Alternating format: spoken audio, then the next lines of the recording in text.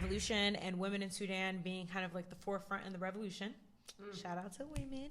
We're gonna talk about breaking barriers, especially as coming from, Sudan and being a Sudanese woman, especially in this day and age. I think a lot of our generation, especially millennials, Gen Z, are breaking big barriers that, things that like we gotta hesitate when it comes to like talking to our parents to try to get them to understand. Because there's a lot of things that we're doing now that's like, even, for example, even this podcast, I'll be transparent with you right now. Like, even with me doing this and like the podcast going viral, being like Sudanese American, like, if I was to show the DMs that I get or like the comments that I get, you know what I'm saying? It's OC. Like, there's a battle that happens behind the scene. Even if I talk about like the slightest thing, even if I talk about education, don't say nothing. There's gonna be 60,000 people in the DM talking about why do you need education? Are you even married? Get a kid. Do what you need to do. You know what I'm saying? There's always gonna be feedback, but I'm like, listen, we hear you. It's like we hear you, but we don't care. Yeah, you know what I'm saying? Right. Because a lot of women, it's not relevant. It's not relevant. And but I'm saying like a lot of women, like we have to break a lot of these like traditional like barriers. Like even when I have conversations, for example, like with like with my grandma and stuff in the past, it's like I'll talk about like, man, I'm about to go back to school and do. She'll be like, again? Why are you going back to school? Get married, have a kid, right. You might intimidate the men. You can't do, so I think this is the moment that I want to say shout out to all women breaking barriers. Doesn't have to be Sudanese, but women, period, breaking barriers, because it's important. You know what I'm saying? It's necessary. So I wanted to say that. But talking about breaking barriers, there's a new thing that I feel like is going on recent in the past 2-3 years where the Sudanese music scene is on a super come up. Super come up. First of all, we have a lot of talented artists. We do. It's like, don't sleep on us. Don't sleep on us. Because it's coming. And I think, like, for example, it's definitely loading. We were talking about a lot of artists, for example. Like, we have, like, in the Sudanese scene, like, The Circle, which has, like, 3 talented artists in it. We got Zainab, we got G Solids, we got Keys, we got Ease, The Bully, a whole bunch of people. Right, we got Rotation, we got Hoosh. We got it's a lot of people that are people, and it's not only music, right? It's like poetry. It's like we got painters. All forms of art. Our forms of art that's coming out, and I feel like a lot of that ignited that was kind of like the revolution of like what we were talking about earlier. Like people get fed up, like shit. I'm gonna put my shit on the table and do what I need to do because I'm tired of this restriction. I'm tired of not being heard. I'm tired of, you know what I'm saying? It's like I have talent. I'm gonna show it. Right. Rather than having talent, it's like okay, we'll go the imagine traditional route. Like as an artist, you need to be able to express yourself. And a lot of people are expressing themselves about the revolution through music or through art or through, you know what I'm saying? Absolutely. So I got my friend Asil who's doing graffiti art all across, Sudan right now, and during the revolution, just doing a whole bunch of art. And not even when it's directly Sudanese, like there's a lot of people that are just Sudanese artists, period, that have done like major projects, period. You know what I'm saying? Like, for example, we're a big country. Like, there's a lot. And the thing about that is, like, I love it. For example, even my brother, you know what I'm saying? A lot of people who do know, but he's produced a lot of great art that's been on, like, Apple Music, big, artists, like, from Ray Shremmer to even your older brother T988. Even my older brother's an artist. He has his own. I'm going to say it every single time. Shout out Mo Burgers. Listen. But, it's a lot of, like, Sudanese people that are tuned in. So, I wanted to bring that up about the culture that I love. But, now that we got to that point, I want to talk about things that you feel like we need to change as a community. I know. There's a lot. This is a tricky topic. It's a tricky topic. I'm just going to lay this on me, Lena. Because it's real. That's why. Real doesn't need preparation. Quote me. Real doesn't need preparation. So that's why I'm bringing it up. And there's a lot of things that we need to change as a community that, like, for example, can be problematic. Okay. So in your eyes, what do you feel that there's sometimes that you would sit and be like, this gotta go? I think the first thing that I think about is gender roles. So when I'm talking about gender roles, a lot of people are like, whoa, talking about. I'm talking about women being in the kitchen and men being, getting the money. So when you think about gender roles, I think a lot of that has changed where opportunity has grown for women when you're thinking of developed nations like US and UK. I think a lot of that changes when you shift over to underdeveloped countries like Sudan. Not saying that, women cannot be professionals in that nation. It's just not the norm, right? So I think that gender roles as a whole can, just balancing each other out and not having these very defined gender roles where it's like men is to do this and women. It should be like basically the option to choose between two. It's the option. It's the option to customize based on your own relationship. See that thing? Because the thing is, like, I have these conversations with my friends too, and I think that's valid. Like, for example, for me, the relationship that I want, like, I'm the type that I'm like, listen, customize it. I'm customized. My personal customization that I'm sharing with y'all. They can work for you. No, but my thing is, like, my customization personally, and I have this conversation with my friends, it's like, whatever makes shit work between the relationship. For me, what I would like, I'll be like, listen, look, to be honest, I like cooking. I like being in a house. I like doing laundry. I like to. I'm not gonna lie. I know it sounds like superficial, but I like being in control of like the house. That's what I like. I like being in control of comfort. I like being in control of space. So personally, for me, that works. I know some friends like they're go-getters. They like being out. They like doing all types of shit, and that works. And there's some people who like to do both. And there's some people that like to do both, exactly. So my thing is, like, you can't say for, like, don't put people in a box. That's my whole thing. But I want to bring up a topic that I'm going to bring up now, but we're not going to talk about now. We're going to talk about it later when we get into relationships. Make sure you tune in. But well, we can talk about it right now. No, we're not talking about it right now. I'm going to save it because I need people to come tune in. But another topic that I'm going to bring is, I know a lot of people say, like, okay, well, yeah, you guys want gender roles to be the same, but when it's the same, like, you all want to argue when you tell men to pay for everything and you don't want to go half, or you don't want to go half. We're going to talk about that. Let's talk about that later. We'll talk about that later, but don't quote me. But those are things that come up that people are like, but they have to understand that, like, gender roles is different from, like, what you guys come to in a conclusion or what is discussed prior in a relationship when you guys, like, come to an agreement. Does that make sense? Yeah. Like, I think there's this unspoken I think a lot of times what happens, Lena, and not to dibble and dabble into your next topic with your next guest, is people have, they don't speak about things. They don't communicate about things. They just, but that's an issue it's an unspoken kind of thing. But that's not even something that it does go into the next topic, but it's something that's relevant to this topic because that's the thing that happens in the Sudanese community. Couple and every foreign couple to have a communication about how they want to go about and navigate their relationship. Past, present, future, whatever. Doesn't matter if you're in Sudan. We are saying this for you. Have a conversation. I hope the men lead the conversation. Right? But I hope the men are also okay if the women decide to lead the conversation about how are we going to handle things and what are we going to do. Do not assume anything. And do not make any... The most dangerous place to be is in assumptions. Don't do that. That's a very gray area. It's a very gray... If I'm assuming that you going to bring some money in and you ain't bringing no money in, ooh, that's a dangerous place to be. Listen, so we're gonna play a game before I end segments. I usually like playing a game, so we're gonna play a game. So the way that this game works is it's very simple. It's called favorites. This or that. It's not this or that. It's kind of favorites because this or that you pick one or the other. This is favorites. So you're gonna talk about what is your favorite thing. I'm gonna give you a category, and you're gonna discuss what's your favorite part of that category and your least favorite. Okay.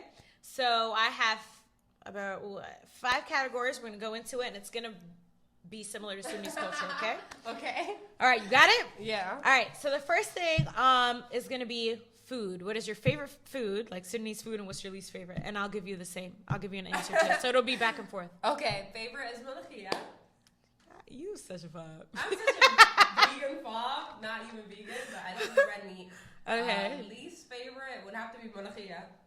What? You said your favorite was malakhia? No. Sorry, but tarkib. Okay, explain that because I'm not even gonna lie. I don't even know what that is. I really don't know what that is. Wallahi, I don't know what that is. What is that? Listen, my Nubian people will know what I'm talking about. Okay, explain it. I want people to know. It's like fermented fish. Probably interested interesting, and I wonder if that has like roots in kind of like the old like ancient Egyptian like meal prep. Because for those who don't know, mulukhia back when the pharaohs and all that, like mulukhia was actually a royalty dish. Nobody, unless you were royalty, unless you were a pharaoh, you cannot get mulukhia. You cannot eat it. So I need a lot of people to know that unless you were like a pharaoh and stuff like that, like this is real shit. Those pharaohs, that's what I'm saying. So that's something I want people to know. Like actually, now we get it, But mulukhia was actually it has history. So what's your favorite and least favorite? Since you want to put me on the spot. All right, so I have two favorites. I love mullah and I love like salat al-dakwa. Those are the two. Okay, but what don't you like? I don't like bamia. I don't like okra. I don't like okra. I'm sorry, Who doesn't like okra? I don't. But it's okay. Are you even Sudanese? Probably not. Are you even African? No, but okay, we're gonna talk about that. And then second one, we talked about food. I want to talk about like drinks, like traditional Sudanese drinks. I know what I like. I know what I don't like. Listen. You know what I really like in Sudan? The juiceries. No, I'm talking about traditional drinks. I'll start this topic. I love karkadeh if it's sweet, and I hate adareb. Yes, I don't like adareb. That's the white one. And I don't like the gungules drink either. That's the white one with the flakes. That's gungules. Yeah, I don't like that one. Okay, I don't either. Okay, we can agree on that one. Listen. Okay. Next one. Tradition. What's something that you like about Sudanese tradition and something you don't like? I do not like when, and that is, the man spits in your face with milk. I will slap the shit out of you. Why do I love that tradition? Because of the history. Like it. Why do I love that tradition though? It's planned. But you know what it is? But you know what it's about though? When you learn about the history behind it, like, all right, if you see it from front scenes, you're like, damn, this nigga spitting milk in your face. But you know what it is? What is it? Okay, so the history behind the milk being like spit in the face is traditionally the milk like represents like purity? Fertility. Oh, I have my fertility, nigga. I don't need fertility. Listen. It's kind of like a blessing. Niggas nowadays, they OD and start gulping the whole shit, spraying hopes. But the whole thing about it's supposed to be a little nip, and it's blessings the same way that they have like the rihas that they give out, the same way that they do a lot of traditions. For me, I'm the type that I love, like I'm very big on tradition and I understand the deeper meaning. So I'm like, all right, look, listen, I get it. Y'all see me? But that shit better happen at the end of the wedding because as soon as that happens, I'm wrapping it up and you ain't catching me on camera without me and looking beat. But I'm not against like, I don't want anybody like, stop their tradition. That's not me. I'm not having that because that's not my role. If you choose not to do it, that's fine. Everything you do in the wedding, you have to practice too. So he's gonna have to practice a few times of I was gonna say something wild, but I'm not gonna do it here, not now, not this conversation. But you get what I'm getting at. Next topic. Ain't no practice to spit milk nowhere. Listen, favorite city, least favorite city. Okay, of course, Haifa. Cause that's where you're from, rep your stats. City, village. Have you had a least favorite city you visited where you were like, all right, I gotta get the fuck out of here? Listen, honestly, no. I love to be in Sudan. Girl, you ain't been to the cut then. I mean, obviously, any city. You ain't been to the cut for real. You was in the I'm gonna tell you the real. Any city when the kahaba cuts off. Listen. Girl, kahaba cuts off in Khartoum. I hate that. I hate any city in that moment. In that moment, I'm like that. You know what? Get me out of this city. Okay. Right? Because that's how I feel. But I love being in Sudan. I feel like that is where I'm supposed to be. That's home base for me. All right, I'm gonna keep it real because some shit can come shit. One of the favorite cities to be in, I love being like. Obviously, I'm gonna love Khartoum because it's similar to like, you know what I'm saying. That's the best I'm at. Capital, right? But that's the best I'm gonna get from America. So that's why I would rather chill there. But if I love shout out to Medini because that's where I'm from. So I love being in Medini because that gives me like the Sudanese feel. But one place I'm gonna tell you I ain't never going again in my life. Where? My dad told me, he's like, listen, you need to go to your roots. You need to, you know what I'm saying? Where's that? Nigga, I went to Sinar. Where? Sinar. I'm never going again. I've never heard of that. Let me not say that. It's out in the cut. It's not too far, but it's out in the cut. But it's like. What did you like about it? It's not I didn't like it, but there were certain moments where I'm like, whoa, this ain't Virginia. Like, whoa, so I've been to Asbaran. What'd you do there? Nothing, but there was like Scorpios crawling. They're like, that's what I'm saying. Like I went to the bathroom when there was like bats. I had to watch out for like Scorpios. Scorpios is like, oh, don't go to sleep outside. The Scorpio might crawl. I was sleeping outside, but they was like, listen, girl, it's okay. If you get bit, you'll survive. No, I will not. That's the type of shit that I was getting. But okay, fashion. That's the last one. Fashion. What's your favorite thing about Sudanese fashion in general, and what's the least favorite? So fashion, actually, when I think about Sudanese culture and I think about like where I got my fashion sense from, it's definitely from my mom. Okay. Right? And then when I look at my mom, I'm like, okay, well, my mom's fashion sense is very traditional Sudanese. So like the tiab and stuff, like what items? Exactly. So then what's your least favorite fashion statement that Sudanese would be doing? If you have one. Least favorite for Sudanese? Man, that's a hard question. Girl, I would say, listen, I would probably say, all right, go ahead. My favorite, I'm gonna say, is the tiab and the Allahs and you I know love where tiab. they wear the jalabia with the. No, that's my favorite. Where they have the vest with the little head wrap. My least favorite. I'm sorry, y'all. Please free yourselves from the shackles of the long skirtiyat, bilbutna baluza. I don't think that anyone hat does and the that. ship. Okay, go back. Go back to Sudan right now. Get into your fancy. Listen, Sudan is a changed country from what I've heard. All right, change where, girl? They're gonna be wearing the same outfit. Quote me on it. The same outfit you see. Ladies, With the free your skirts? shirt from the.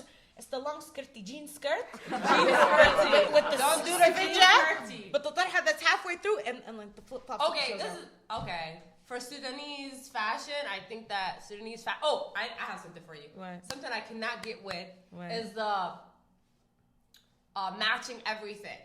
You do not match everything. Nah, I fuck with the monochrome. No, hold on. I you like can't that. have the green earrings with the green bracelet with the green Yes, necklace. you can, but you gotta do it right. If you look now in the fashion industry, y'all see there's different shades of green, different shades. It's Different monochrome. shades. But you cannot do the same, you know what I'm saying? They don't thug them that well. Yes, they do. The earrings. They don't tug them that well. Listen.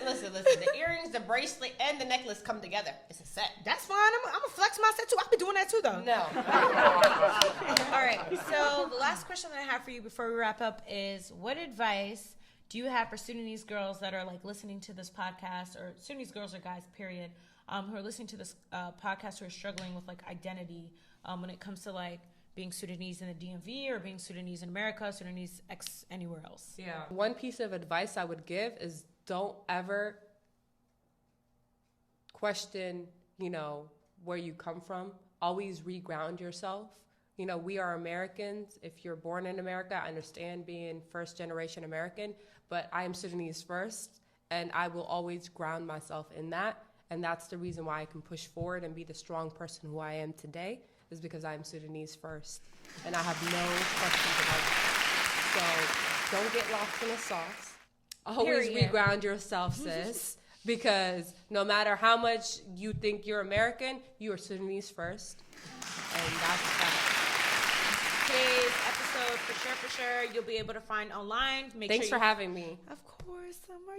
Girl, you always welcome. So I want you guys to know, please, I'll have like the Instagram. You'll be able to see the Instagram below, but please follow Big Talk through IG, Twitter, and make sure you follow me on YouTube. That's very important. I'm trying to get my subscribers up. Make sure you follow me. Send it out to your follow friends. Big Talk. Follow Big Talk. And again, Summer, thank you for joining me today. And make sure you follow me next week. Follow me so you can tune in next week. Stay subscribed. Yes, stay subscribed so you can follow me next week and you never miss an episode, okay? Plus, if you haven't visited my website, please follow www.that'sbigtalk.com. No apostrophes, no nothing. And there, as soon as you get in, you'll be able to see my YouTube, all my social medias. On the top right corner, you'll be able to see a donation donation button. So whatever cause or charity that we're raising right now, we have Drop of Life up. You'll be able to click that and directly donate to our fund. So thank you so much for tuning in. Again, Summer, thanks for having me here. And I will catch y'all next week. See you later.